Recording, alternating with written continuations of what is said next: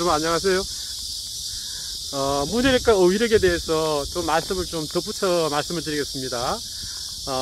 이상적인 문해력 신장을 위한 어휘력 학습자? 어휘력 신장을 위한 학습자에 대한 이야기입니다. 이게 이상적인 이야기죠. 이런 학생을 제가 1년에 한 두세 명 정도는 만나는 것 같아요. 그런데 수업 중에 모든 내용을 제가 다 확인할 수는 없잖아요. 이제 추론해보는 내용들이 있긴 한데, 그런 학습자에 대해서 말씀을 드리는 겁니다. 문해력 신장을 위한, 그래서 결국은 어휘력 신장을 위한, 그러니까 어휘력을 신장시키면 또 문해력도 신장시킬 수 있으니까, 그런 내용인데, 이 이상적인 이 학습자의 경우에는 어떻게 하냐면, 해당 학년 수준에 맞는 책을 읽는 게 아니라, 자기 나이보다도 훨씬 더 높은 연령의 학생들이 읽을 법한 책을 읽습니다. 그런 특징이 있어요. 제가 보면은, 이건 3학년 학생이, 상당히, 이렇게 어려운 내용을, 어렵지 않아요? 쉬워요? 재밌는데요? 바로 그런 거예요. 그러니까 해당 연령보다 더 높은 수준의 책을 읽는다는 거죠. 물론 여러분 그렇다고 또 1학년 학생한테 뭐 3학년, 4학년 그런 책을 읽게 하라는 뜻이 아니라, 이제 그런 학생을 보는 거죠. 이걸 뭐, 영재라는 그런 차원으로 바라보시는 게 아니라 지금은 이제 문해력과 어휘력의 관계를 한번 생각해 보자는 거죠. 그런데 이 학생의 특징이 또 있습니다. 어떤 특징이 있냐면, 저 같은 경우에는 교과서에 나와 있는 어떤 책을 읽을 때 중요한 개념들을 안내를 해줍니다. 설명을 해주거든요. 그런데 제가 하는 설명을 받아 듣는다는 겁니다.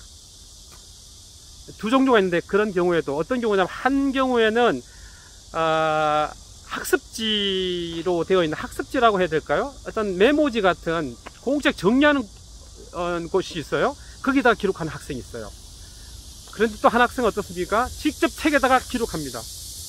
물론 이제 그 책에다 직접 기록하는 학생은 제가 추론해보면 절대로 그 학생은 책을 안 버릴 것 같은데, 요즘에는 책을 방학하기 전에 다 버려버리잖아요. 방학하면 교과서를.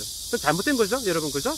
그런 거는 저는 아주 결사 반대입니다. 교과서는 남겨야 된다. 왜냐하면 그 공부한 이 그대로 남아있는 나의 역사니까, 역사를 막 버리는 거, 나의 역사를 버리는 거거든요.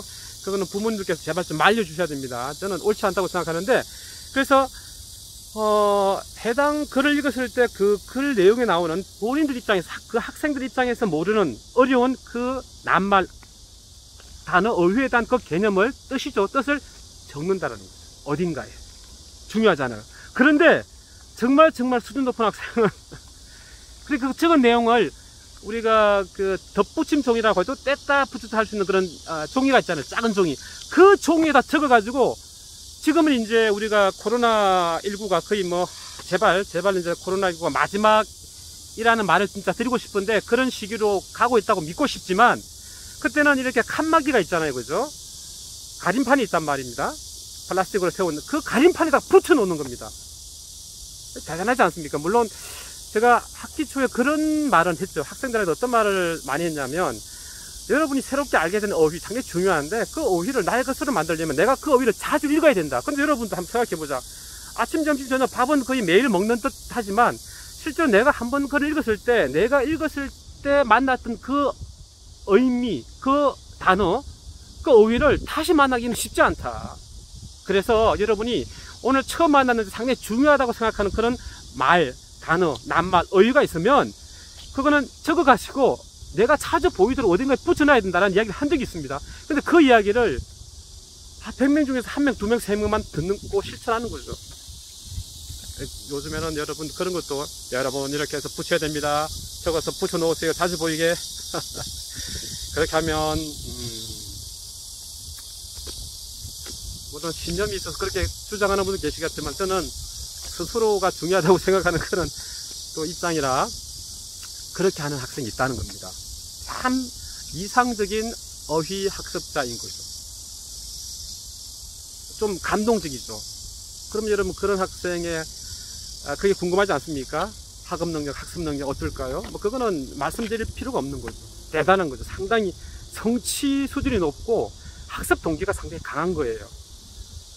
근데 거기서 이제 더 나아갑니다. 어떻게 합니까? 이거 이제 제가 추론인 거죠, 추론. 그 학생들은 어려운 책을 읽는다는 겁니다. 뭐 추론이라고 할 수도 없겠는데요. 실제 그러니까 해당 학년 연령보다 훨씬 더 어려운 책을 읽는 거예요. 그러면서 어떻게 합니까? 본인들이 읽어나는 그 책에서 만나게 되는 그 어휘에 대해서 직접 그 뜻을 찾아보는 겁니다. 어디서? 사전에서.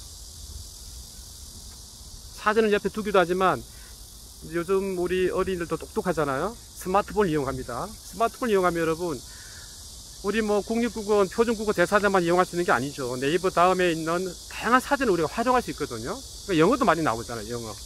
어떤 언어라도 입력하면 그 뜻을 우리가 파악할 수 있으니까.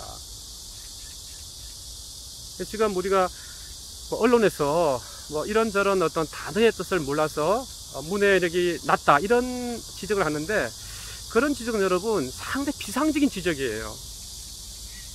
더 중요한 거는 온전하게 경험하고 있는가, 온전하게 책을 읽고 있는가, 책 속에서 정말로 그 어휘의 어떤 그런 의미를 느끼고 있는가, 경험하고 있는가, 그게 중요한 거거든요. 그래서 제가 덧붙여서 드리고 싶은 말씀은, 책 속에서 읽으면서 어휘에 대한 경험을 직접 하면서 본인이 그 궁금한 내용을 스스로 찾아서 사전을 통해서 확인해 가면서, 아, 사전의 의미가 이러한데 책 속에서 작가가 글쓴이는 이런 의미로 사용됐구나, 그러면 또 다른 상황에 있으면 또 다르게 쓰일 수 있겠구나, 그리고 또 더 나아가서 이제 마지막으로 본인이 글을 쓰는 거죠. 자기의 목소리로 그 어휘를 사용해서. 여러분, 그런 학생이 있다는 겁니다.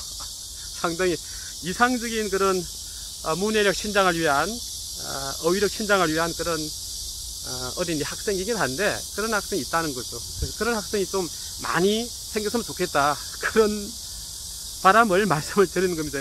여러분 감사합니다.